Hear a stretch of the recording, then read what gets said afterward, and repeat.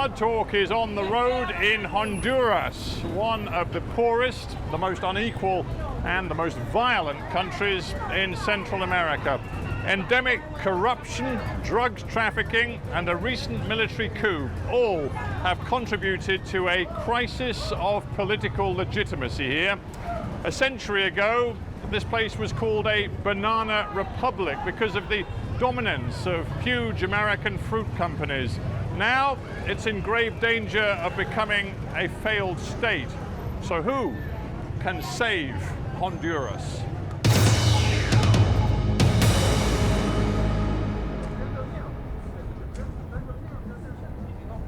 Honduras's capital, Tegucigalpa, is a city of hills. Some of Central America's poorest people have priceless views. The El Rincón barrio is home to some 500 families. More than half the adults here are jobless. The seat of Honduras's national government is just 20 minutes' drive away. But as far as Marta Rivera is concerned, it might as well be in another world. She looks after a family of 6 in her one-room shack. I just wonder, when you look at your own kids and your grandchildren, whether you worry for their future the way Honduras is today. Me preocupo bastante porque la verdad hay demasiados crímenes, hay demasiados drogas y hay demasiada dificultad ahora hasta para salir porque uno tiene que andar con miedo en qué momento lo asaltan. Si uno anda en bus, lo asaltan. Si uno anda en taxi, lo asaltan. Entonces ya no se puede vivir en este país. Bastantes peligros. El Rincón is a tight-knit community. Residents are proud that the street gangs which have taken over swathes of Tegucigalpa have, so far, been kept out of their neighbourhood. But that doesn't mean people here are safe. Drug abuse and crime have spread through the Honduran capital like a virulent epidemic. And no one in El Rincón believes the state offers any form of protection. Not even Fermin Aguilar, who works for the government's Parks Department, and certainly not 15-year-old Gustavo Ordóñez, who's quit school and can't find a job. Hace poco sí estaba trabajando, pero ahorita como asaltaron al maestro que estábamos trabajando, le tocó pagar ese dinero, entonces no estamos sin trabajo ahorita. Right now, do you have any faith that the politicians in this country really have the ability to fix this country? Al pobre, viven del pobre y ellos se enriquecen y uno siempre sigue de pobre.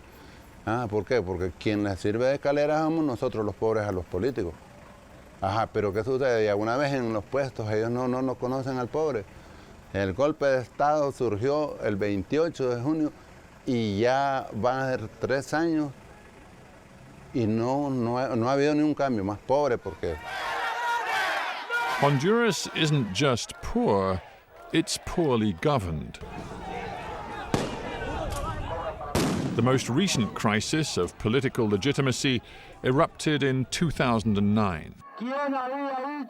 The military toppled the populist president, Manuel Zelaya. For Hondurans with bitter memories of repressive military rule a generation ago, the return of the generals was enough to prompt mass protest on the streets. For a short time, revolution was in the air. But then came the post-coup election of this man, conservative Porfirio Lobo.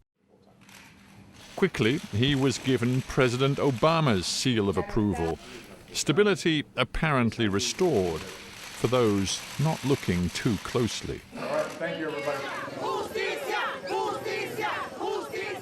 How stable is a country where independent reporting can lead to a bullet in the head?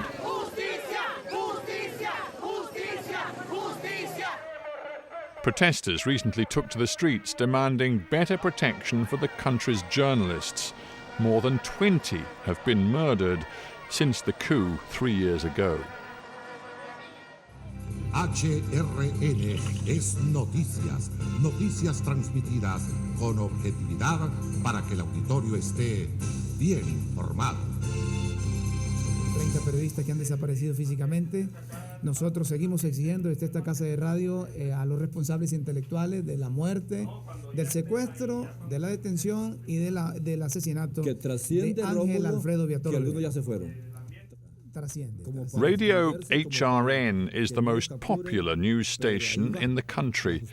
2 months ago, HRN made unwanted headlines itself when Alfredo Villatoro, their most popular presenter, was kidnapped and murdered in Tegucigalpa. Continuaremos con nuestro criterio, con nuestros puntos de vista. Trataremos de continuar como lo veníamos haciendo.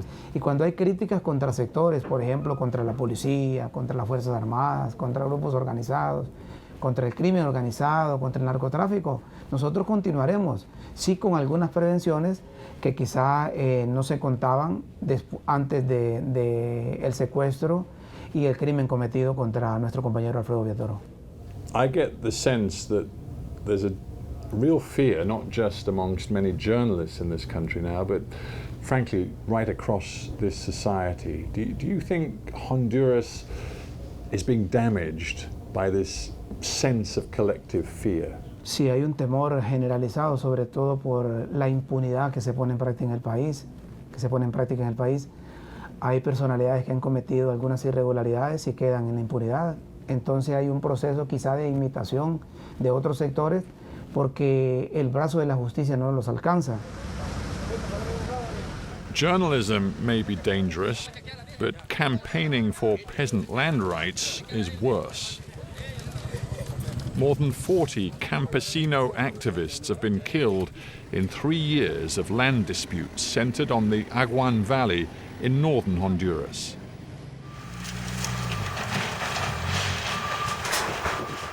The peasant farmers are fighting a losing battle with a handful of big landowners who've expanded their agribusinesses with the support of the Honduran state. Para exigir nuestros derechos a la vida, nuestros derechos a nuestros territorios. Campesino activists recently journeyed to the capital in an effort to voice their protest direct to government.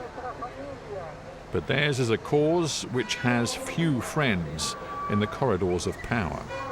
You sort of wonder why there isn't a greater sense of popular anger, more signs of people power in this country which faces such a grave political, social and economic crisis. Maybe it's because the Honduran security forces are all around, ready to pounce if there is any sign of trouble.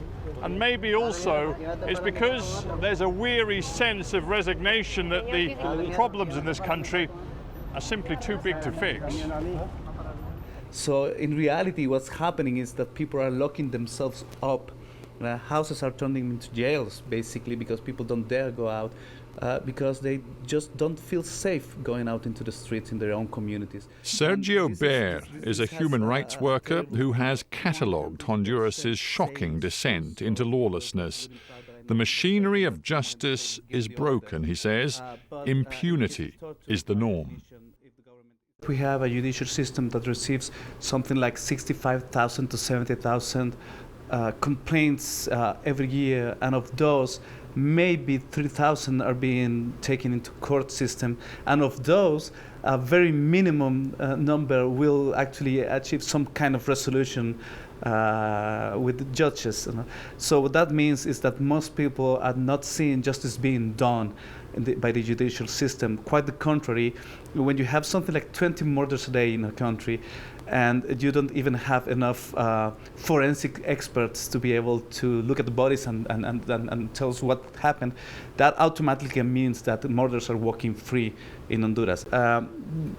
People think that police are more to fear than some gangs, for example. I know in my neighborhood, people walking in the streets at night will much rather walk into a group of young people that walk into a group of police officers coming down the street. Surely you're exaggerating. You seem to be suggesting that there are no good cops in this country and that there is no possibility of getting justice through the police and judicial system. That must be an exaggeration. There are some good cops, but what I'm really saying is that the whole institution is broken down, it's rotten to the core.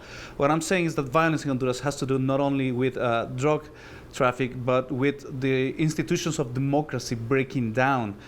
Particularly since the coup, for example, our people doesn't believe in the justice system anymore. Our people certainly do not believe in the human rights ombudsman anymore because of the role that he played. Our people do not believe that justice is served. And while there are good police officers, but the force as a whole, it's rotten to the core.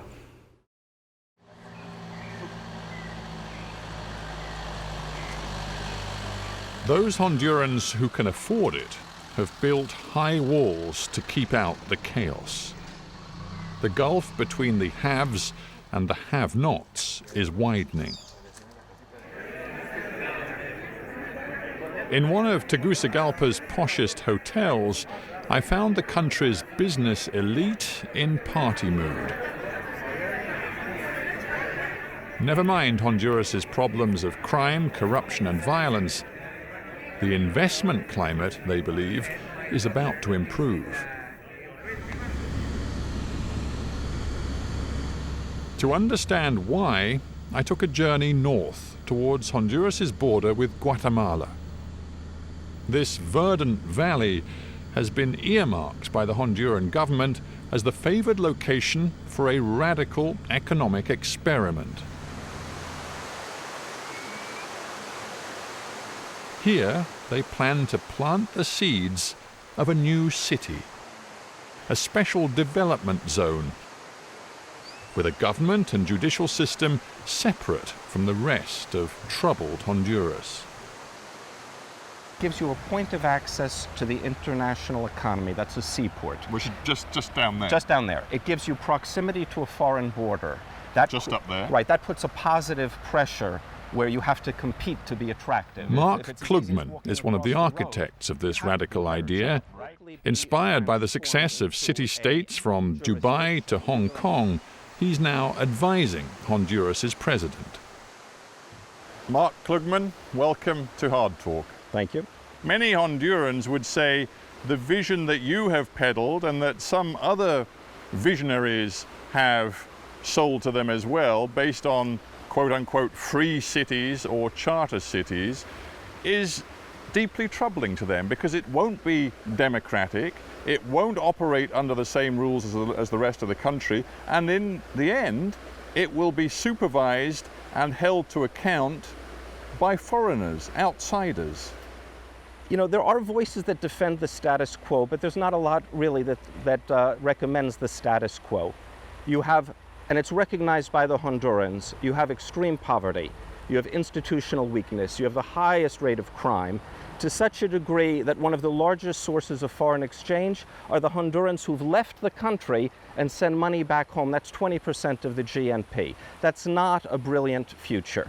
Having said that, this is a design where there will be democracy, there will be rule of law, the people will be there at their own choice, and they will have internationally respected rights in all dimensions. One of the pillars of any democracy is that the judicial system is accountable to the people, ultimately. And in your vision, as I understand it, the judiciary would be, to use a word that you've used, outsourced.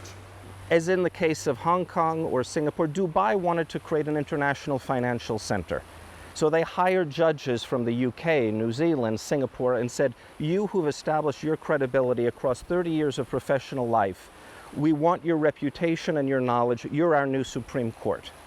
The reality is that if you want credible institutions, you can wait 500 years or you can bring them in now. When a large part of the population says, you know what, I would rather risk the most horrible violations going across Mexico to reach the US illegally with a fair chance of getting killed or raped along the way, to live in a place where in fact I'll have no political rights and will be there illegally. When you've reached that point, to say, why don't we give you one more option? What if on a sliver of land that isn't a third of 1% of the national territory, you create a new environment where those who wish to may go there?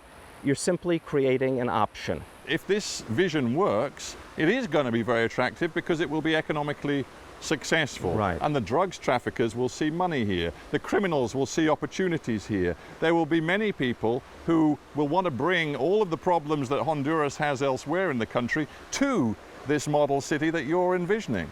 I think it works the opposite way, frankly. First of all, there will be strong public order and security.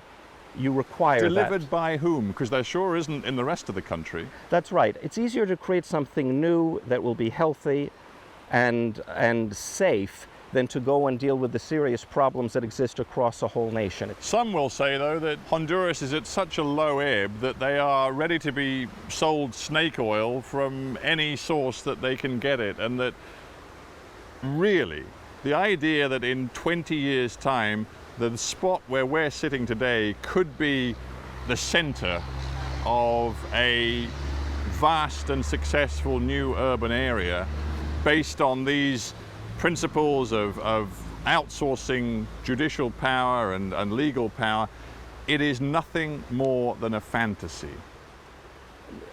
Actually, it's nothing more than observing the successes that empirically take place again and again. You can look at the before and after photographs of Hong Kong or of Dubai or of Singapore. You can see again and again. You can look at what was once this barren Manhattan Island. It turned out rather well, didn't it? In fact, there are patterns of success which can be observed and which work. The answer, I guess, is we have to come back here in 20 years' time. But thank you very much for being on Hard Talk. Thank you, Stephen. The dream of building a new Honduras seems far removed from the country's current dark reality of neighbourhoods in the capital city under the control of violent gangs, too dangerous to stop in for journalists like us, even for the police.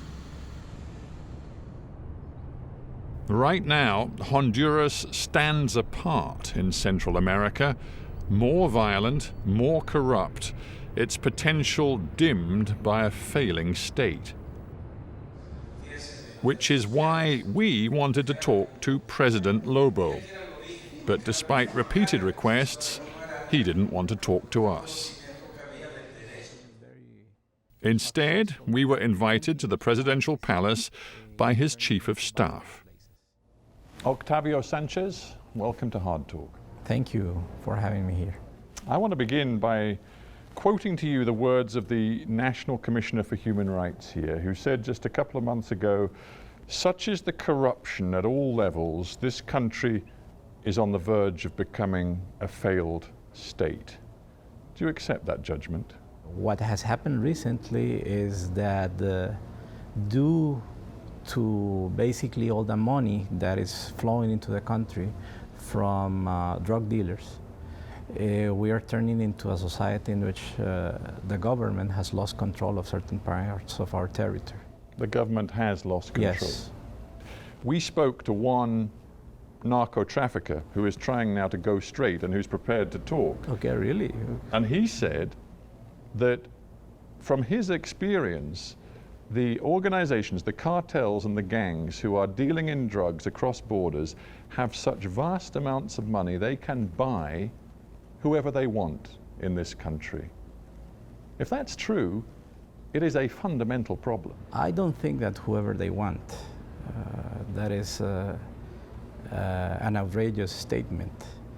But I think that they are able to buy people that have a tendency to be corrupted. In the past, they have been corrupted by businessmen, and now they are being corrupted by drug dealers.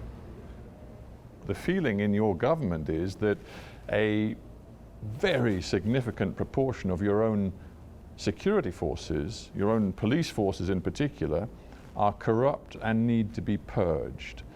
What percentage of your own police force do you believe will have to be got rid of? I'm not an expert in that field, but what I can tell you is that it will be a significant portion of the police that will have to be purged. Since the coup in the summer of 2009, more than 300 civilian activists, whether they be trades unionists or land reform activists, journalists as well, more than 300 of these types of people have been killed by state agencies. We don't know that they have been killed by state agencies. That's something that they claim that has happened, but several international committees have looked at that, and they haven't been able to find proof that the government or the state is involved in that. What do you think? Who do you think has killed the journalists, the trades unionists, and the land reform activists?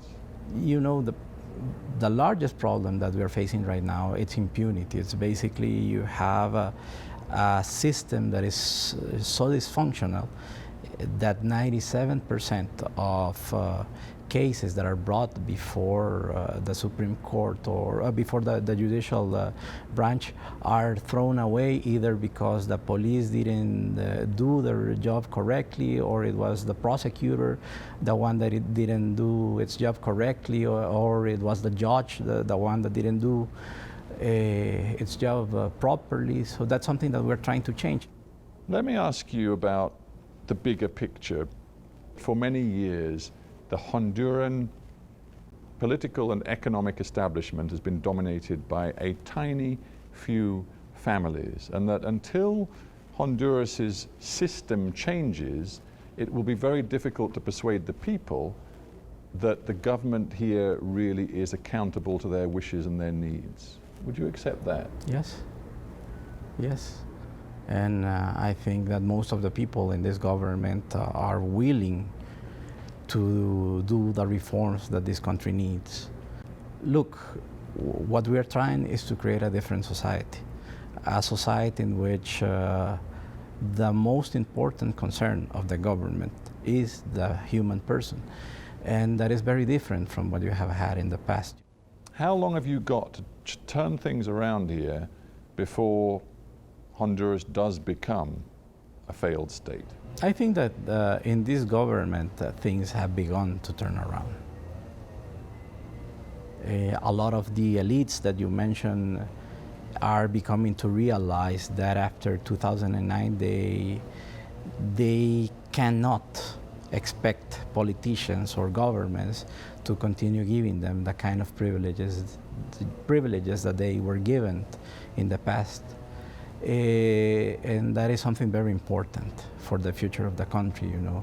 You also have a society, a civil society that as time passes by is more empowered and is more willing to attack the government with failures. Respect, it doesn't sound empowered when I talk to civil society. Civil society is scared. Civil society is frightened. No, I think that they have a lot of power and that they are doing the job that they are supposed to do, to be the watchers, the watchdogs of the government, of businessmen.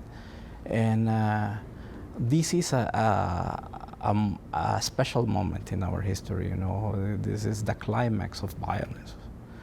And as any climax, it will begin to go down. I cannot tell you at this moment if that will happen quickly or it will happen slowly, but it will happen. Octavio Sanchez, thank you very much for being on Hard Talk. Thank you for having me. Muchas gracias. Thank you very much indeed.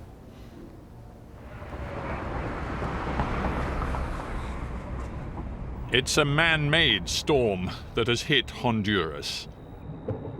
The state has failed its people, and renewal seems like a distant prospect.